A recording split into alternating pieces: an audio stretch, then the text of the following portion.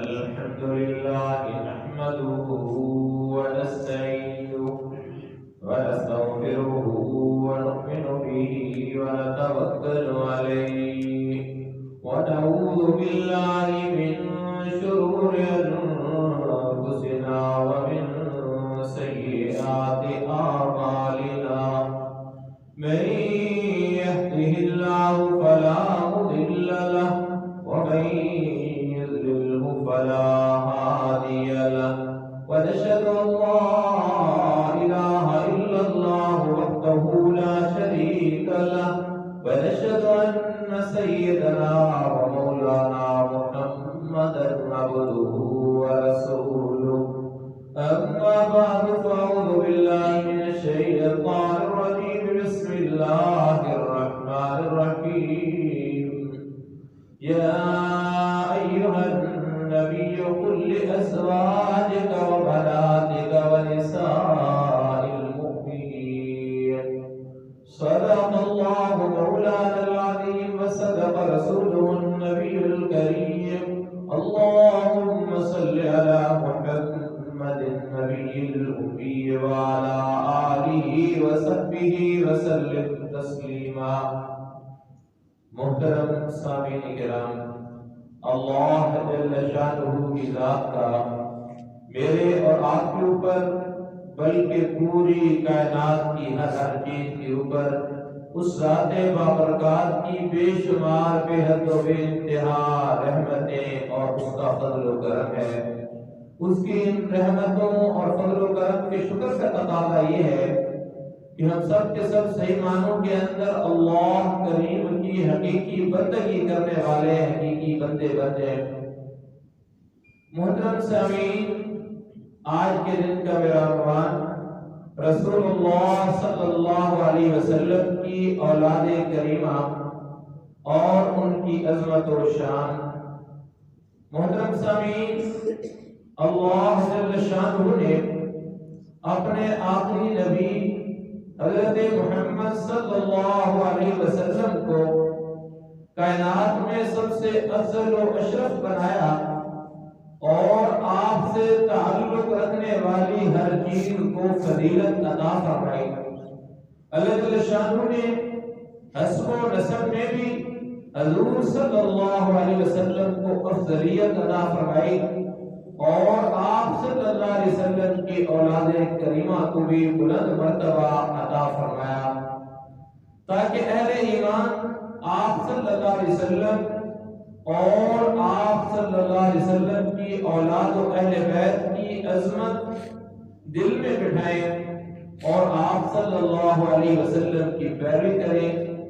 حضور نبی کریم صلی اللہ علیہ وسلم نے اپنی مبارک اولاد کی بہترین تربیت فرمائی، ان سے انتہائی شفقت و رحمت سے پیش آتے اور اہل بیت اطہار کے احترام کا آپ علیہ السلام نے حکم دیا۔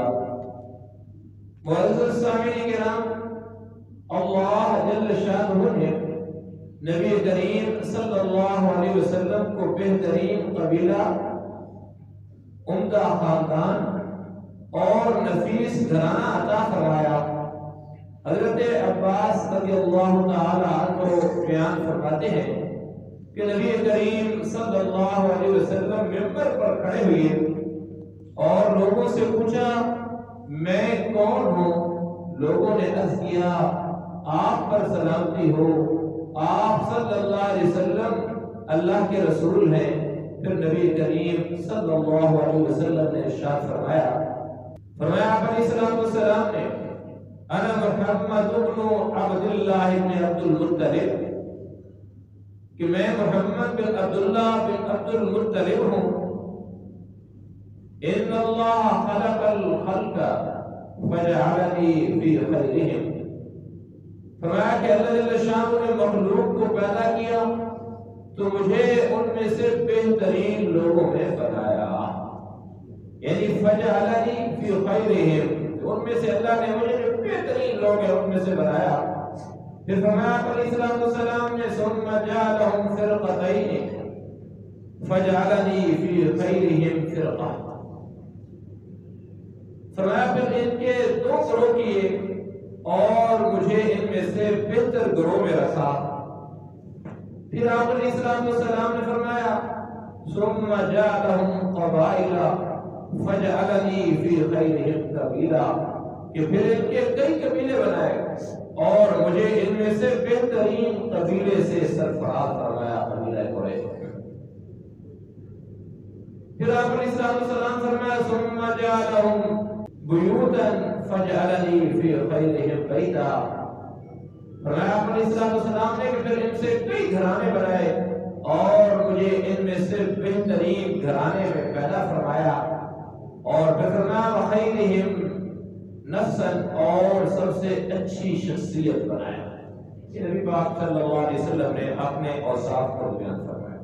محترم حاضرین کرام، قرآن مجید فرقان حمید کے اندر اللہ جل شانہ فرما رہے ہیں یا ایھا النبی، اے میرا محبوب، اے نبی پاک صلی اللہ علیہ وسلم، کل ازواجک و بناتک، کہہ دیجئے اپنی بیویوں سے اور وبناتک اپنی بیٹیوں سے، ونساء المؤمنین اور ایمان والی عورتوں سے۔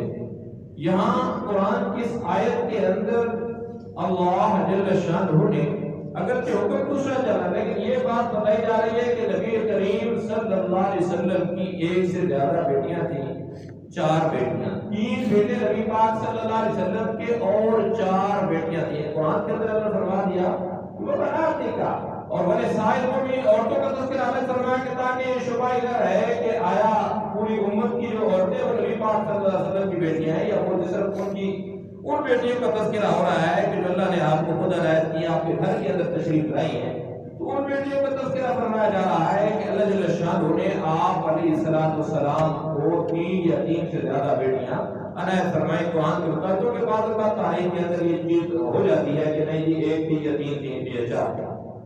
تو اللہ جل شانہ نبی پاک صلی اللہ علیہ وسلم کو 3 بیٹے اور 4 ساتھیاں عطا فرمائی، اور آپ علیہ السلام کی 11 ازواج مطہرات تھیں، جن میں سے ایک وقت کے اندر 9 آپ علیہ السلام کے گھر کے اندر تھیں۔ حضور نبی کریم صلی اللہ علیہ وسلم کے 2 بیٹے اور 4 بیٹیاں ام المؤمنین سیدہ حضرت خدیجہ الکبریٰ رضی اللہ تعالیٰ عنہا، تو یعنی حضرت خدیجہ پہلی بیوی ہے جن کے ساتھ آپ علیہ السلام کا ان کی عمر مبارک 40 سال تھی، اور نبی کریم صلی اللہ علیہ وسلم کی 25 سال تھی، تو اس وقت ان سے نکاح ہوا، جن سے اللہ جل شانہ نے آپ کو 2 بیٹے اور 4 بیٹیاں عنایت فرمائیں، اور ایک بیٹے حضرت ابراہیم رضی اللہ تعالیٰ عنہ حضرت ماریہ قبطیہ رضی اللہ تعالیٰ عنہ سے پیدا ہوئی ہے۔ آپ صلی اللہ علیہ وسلم کی شہزادیوں کے نام یہ ہیں، سب سے بڑی حضرت زینب ہے جن کا نکاح حضرت عمر بن العاص سے ہوا، اور دوسری جو حضرت رقیہ ہے، تیسری حضرت ام کلثوم ہے، اور چوتھی سیدہ حضرت فاطمہ رضی اللہ تعالیٰ عنہا ہے۔ یہ 4 بیٹیاں نبی کریم صلی اللہ علیہ وسلم کی تھیں، حضرت زینب، حضرت رقیہ، حضرت ام کلثوم اور حضرت فاطمہ الزہرا رضی اللہ تعالیٰ عنہن۔ یہ 4 بیٹیاں اللہ جل شانہ نے اپنے محبوب کو عنایت فرمائی تھی، ان کا تذکرہ۔ بیٹوں میں سب سے پہلے حضرت قاسم رضی اللہ تعالیٰ عنہ پیدا ہوئے، انہی کے نام پر آپ صلی اللہ علیہ وسلم کی کنیت ابو القاسم ہے، جو آپ علیہ السلام کی کنیت ابو القاسم کے نام سے آپ کو یاد کیا جاتا ہے۔ ان کی وجہ یہی حضرت قاسم رضی اللہ تعالیٰ عنہ جو آپ کے بیٹے تھے، تو سب سے پہلے بیٹے جو اللہ نے آپ کو عنایت فرمائے یہ حضرت قاسم رضی اللہ تعالیٰ عنہ تھے۔ حضرت قاسم رضی اللہ تعالیٰ عنہ تقریباً 2 سال تک زندہ رہے۔ ان کے بعد حضرت عبداللہ رضی اللہ تعالیٰ عنہ پیدا ہوئے، جنہیں طیب و طاہر بھی کہا جاتا ہے۔ ان کا یہ نہیں کہا کہ دوسرا نام جو تھا طیب اور طاہر بھی ان کا نام تھا، تو یہ حضرت عبداللہ رضی اللہ تعالیٰ عنہ آپ علیہ السلام کے دوسرے بیٹے تھے۔ حضرت عبداللہ رضی اللہ تعالیٰ عنہ بھی کم عمری میں انتقال کر گئے۔ 8 ہجری میں حضرت ابراہیم رضی اللہ تعالیٰ عنہ کی ولادت ہوئی، تیسرے بیٹے کی، تو آپ صلی اللہ علیہ وسلم نے 7ویں دن حضرت ابراہیم رضی اللہ تعالیٰ عنہ کا عقیقہ کیا۔ 7ویں دن، تو 7ویں دن عقیقہ کرنا مسنون ہے۔ عقیقہ کیا، سر منڈوایا اور بالوں کے برابر چاندی صدقہ کی۔ حضرت ابراہیم رضی اللہ تعالیٰ عنہ تقریباً 2 سال تک زندہ رہے، اور حضور نبی کریم صلی اللہ علیہ وسلم نے حضرت ابراہیم رضی اللہ تعالیٰ عنہ کے انتقال کے وقت ان کو نزا کی تکلیف میں دیکھا تو آنکھوں سے آنسو جاری ہو گئے۔ حضور اقدس صلی اللہ علیہ وسلم نے فرمایا آنکھیں بہہ رہی ہیں اور دل غمگین ہے، ہم وہی بات کریں گے جس سے ہمارا رب راضی ہو۔ اے ابراہیم یقیناً ہم تیری جدائی پر بہت غمگین ہیں۔ اور یہی وقت تھا کہ جب سورہ کوثر نازل ہوئی، لوگوں نے کہا کہ دیکھو جی نبی پاک صلی اللہ علیہ وسلم کا تیسرا بیٹا بھی بہت ہو گیا، اب تو دنیا کے اندر نام لینے والا کوئی نہیں ہوگا، اب تو آپ کا سلسلہ ختم ہو گیا۔ تو اللہ نے فرمایا اِنَّا أَعْطَيْنَاكَ الْكَوْثَرَ فَصَلِّ لِرَبِّكَ وَانْحَرْ إِنَّ شَانِئَكَ هُوَ الْأَبْتَرُ، کہ ہم نے آپ کو خیر کثیر عنایت کیجیے، آپ اللہ کی نماز پڑھیے، قربانی کیجیے، بے شک آپ کا جو دشمن ہے وہ بے نام ہوگا، اس کا نام کٹ جائے گا، وہ ختم ہو جائے گا، لیکن آپ کا نام رہے گا۔ آج وہی بات ہے کہ کوئی بھی ان دشمنوں کا نام نہیں لیتا، نہ کہ اپنے بچوں کے نام رکھتا ہے، لیکن محمد صلی اللہ علیہ وسلم نام دنیا کے اندر سب سے زیادہ یہی رکھا جاتا ہے، رکھا جا رہا ہے، رکھا جاتا رہے گا روز قیامت تک۔ تو یہ اللہ جل شانہ فرمایا کہ ان شانیہ اور اب تو یہی بیٹے تھے کہ جن کے انتقال پر اللہ جل شانہ نے یہ سورہ مبارکہ نازل فرمائی۔ معزز سامعین کرام، نبی مکرم صلی اللہ علیہ وسلم اپنی تمام اولاد سے بہت محبت فرماتے ہیں۔ آپ صلی اللہ علیہ وسلم نے حضرت فاطمہ الزہرا رضی اللہ تعالی عنہا کو تمام جنتی عورتوں کی سردار قرار دیا۔ کنز المعال میں ہے، آپ صلی اللہ علیہ وسلم نے فرمایا، یہ یاد رکھیں کہ پہلی جو دوسری بڑی بیٹیاں تھیں ان کی وجہ سے بھی آپ کو کافی تکلیفیں دی گئیں اور وہ جلد ہی ان کا انتقال پہلے ہو چکا تھا۔ اب آخر تک جو آپ علیہ السلام کے ساتھ رہی سیدہ فاطمہ الزہرا رضی اللہ تعالی عنہا آپ کے ساتھ رہی۔ تبارک اتانی ملک فسلم علی نظر من السماء، نبی کریم صلی اللہ علیہ وسلم نے ارشاد فرمایا کہ ایک فرشتہ آسمان سے میرے پاس آیا اور فسلم، مجھے سلام کیا، لم ينزل قبلها، فرماتے ہیں آپ علیہ السلام کہ وہ فرشتہ اس سے پہلے آسمان سے نہیں اترا، پہلی دفعہ آیا اور اس نے سلام جو ہے وہ کیا اور کہنے لگا وہ فرشتہ فبشرنی ان الحسن والحسین سیدہ شباب اہل الجنہ وان فاطمہ سیدۃ نساء اہل الجنہ۔ اس فرشتے نے آپ علیہ السلام کو خوشخبری دی اور اس نے کہا کہ حسن اور حسین جنت کے نوجوانوں کے سردار ہیں اور بے شک فاطمہ جنتی عورتوں کی سردار ہیں۔ تو کتنی بڑی سعادت اور کتنا اللہ جل شانہ نے مقام و مرتبے سے نوازا۔ معزز سامعین کرام، اللہ جل شانہ نے نبی اکرم صلی اللہ علیہ وسلم کے اہل بیت کی فضیلت بیان کرتے ہوئے ارشاد فرمایا انما یرید اللہ لیذھب عنکم الرجس اہل البیت ویطہرکم تطہیرا۔ اب اس کے اندر فرمایا جا رہا ہے انما یرید اللہ لیذھب عنکم الرجس اہل البیت، بس اللہ جل شانہ یہی چاہتا ہے کہ رسول صلی اللہ علیہ وسلم کے اہل بیت تم سے ہر قسم کی آلودگی یعنی شک و نقص کی گر تک دور کر دیں۔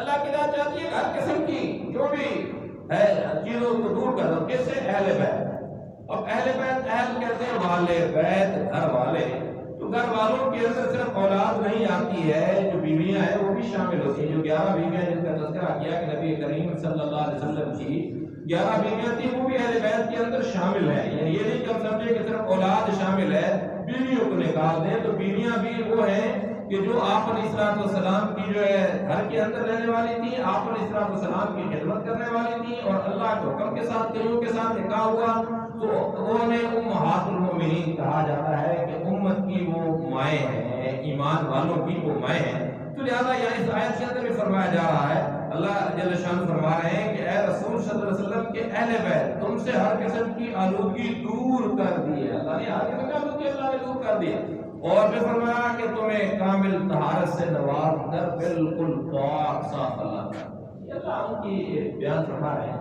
تو اس کے اندر آپ علیہ السلام کی اولاد اور آپ علیہ السلام کی گھر والیاں یہ دونوں شامل ہیں اور بیٹے اور بیٹیاں سارے یہ شامل ہیں۔ معزز سامعین کرام، سرکار دو عالم صلی اللہ علیہ وسلم کے تمام بیٹے بچپن میں ہی خالق حقیقی سے جا گئے۔ یہ بھی اللہ کی اپنی ایک حکمت تھی۔ قرآن کے اندر اللہ فرماتے ہیں محمد رسول کہ نہیں ہے اور آتا دوسرے مقام پہ کہ کسی مرد کے جو باپ ہے بچپن کے اندر اللہ جل شانہ نے جو ہے ان کو لے لیا. نبی مکرم صلی اللہ علیہ وسلم نے اپنی بیٹیوں اور ان کی اولاد سے بہت محبت آپ اس طرح فرما دی, بہت محبت فرمائی اپنی بیٹیوں کے ساتھ.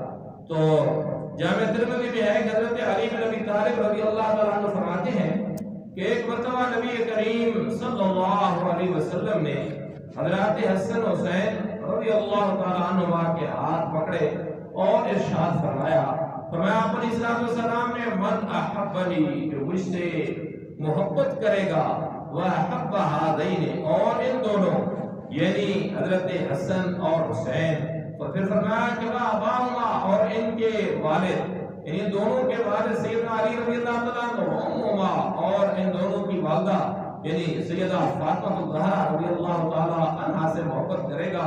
فرمایا آپ علیہ السلام نے کان معی فی درجتی یوم القیامہ, وہ قیامت کے دن میرے ساتھ ہوگا, قیامت والے دن میرے ساتھ ہوگا. کتنا بڑا جو اللہ کے محبوب نے اس شخص کے لیے کہ جو ان کے ساتھ محبت کرتا ہے.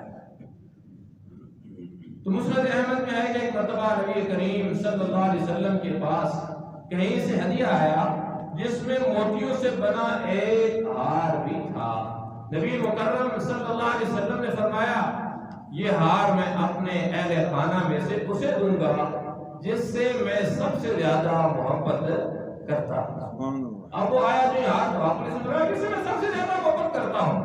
اور عورتیں یہ سن کر کہنے لگی کہ ہار ابو قحافہ کی بیٹی یعنی امی عائشہ صدیقہ رضی اللہ تعالیٰ عنہا لے گئی. اب انہوں نے کہتے کیونکہ ظاہر ہے کہ نبی پاک صلی اللہ علیہ وسلم فرمایا کہ امی عائشہ صدیقہ کی فضیلت ایسی ہے کائنات کی عورتوں کے اوپر جیسے شریر کے کھانے کی دیگر کھانوں پہ نبی پاک صلی اللہ علیہ وسلم کو شریر کا کھانا بہت زیادہ پسند تھا. تو اس وجہ سے فرمایا کہ ان کی فضیلت ایسی ہے, اللہ کی فضیلت ہے, اور ان کا نکاح اللہ کے حکم کے ساتھ اللہ کے محبوب کے ساتھ ہوا تھا. تو اب ساری عورتوں نے اندازہ لگایا کہ حضرت بکر صدیق ابو قحافہ لقب ان کا ہے. تو حضرت بکر صدیق کی جو بیٹی ہیں امی عائشہ صدیقہ ان کو آپ علیہ السلام عنایت فرمائیں گے.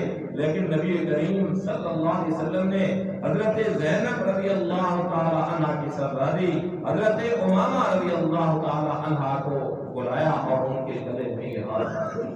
یہ امامہ کون ہے؟